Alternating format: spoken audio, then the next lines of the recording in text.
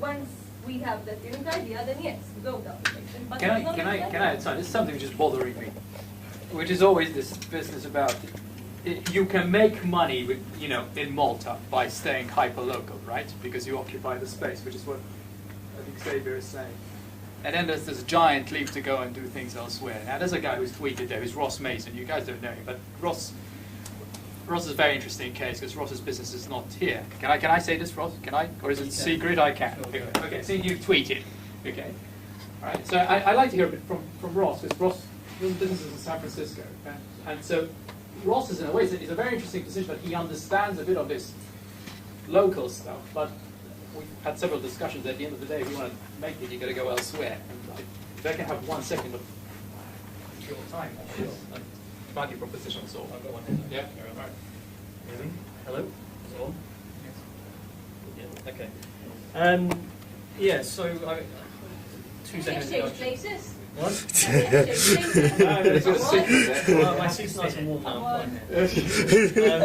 So my background very quickly is I have an open source startup based in San Francisco, and we took enterprise software and made it much easier and actually free to use, which is kind of a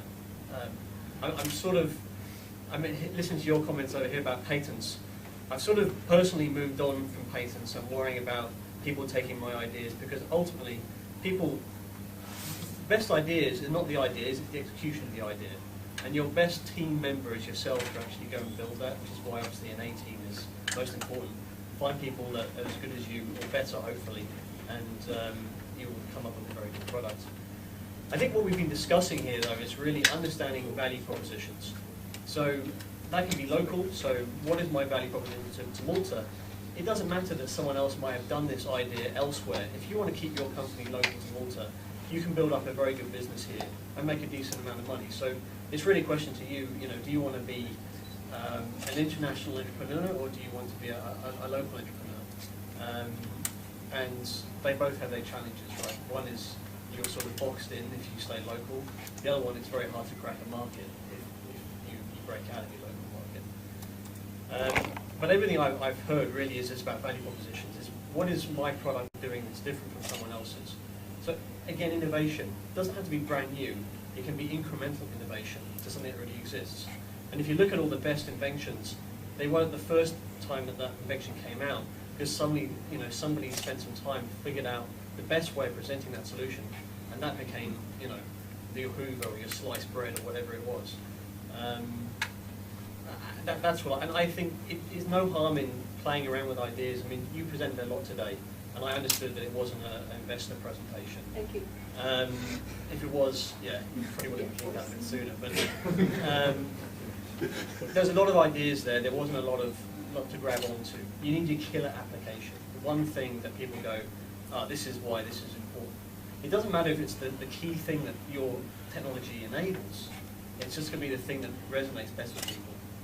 So, I mean, I could do an anecdotal thing. Did you see that thing from TED in India around what's that guy's name? Prabant, whatever his name is. It's amazing. It's absolutely genius, right? He's got this camera that sits on his chest, and it interacts with your physical world to the digital world by using hand gestures.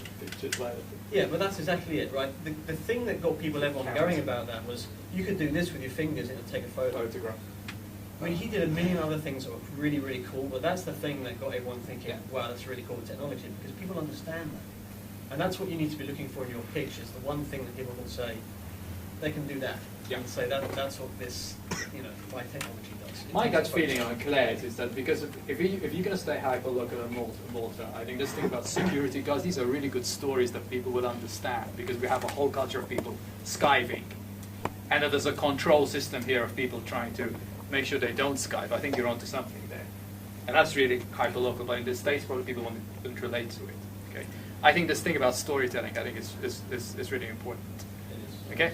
The two other people, I know they probably won't want to chat. There's Simon and Christian there, and I was just asked, what does the telcos think about stuff like this? So if you want to volunteer a voice, you're going to get a mic which doesn't work probably, but...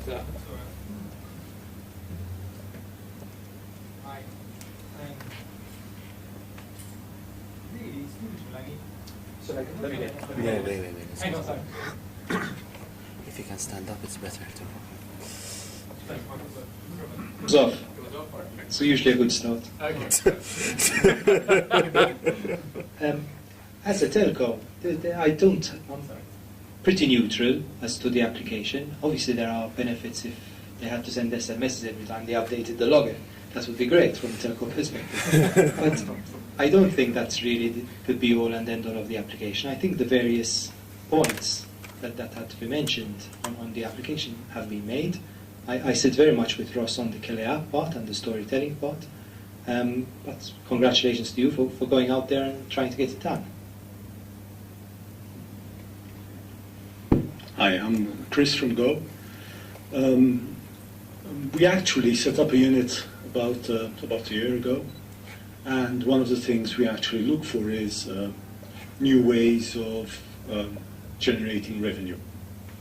The thing in Malta is what I have found is, and we do get approached by people with ideas or companies who'd like to offer their services in Malta.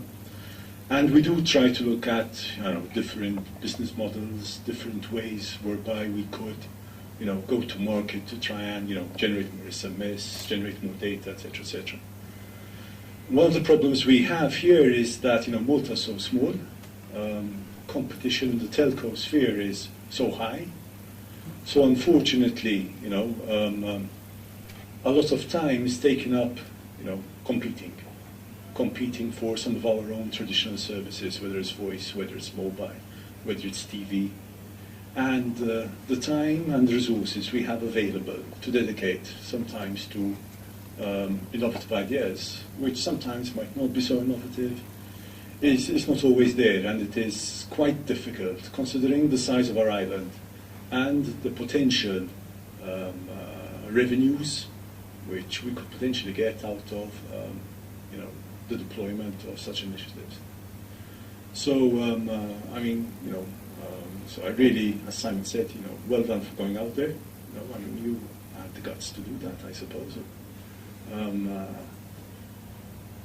It's trying to exploit a potential niche you might have identified here, and yes, RFID is now available.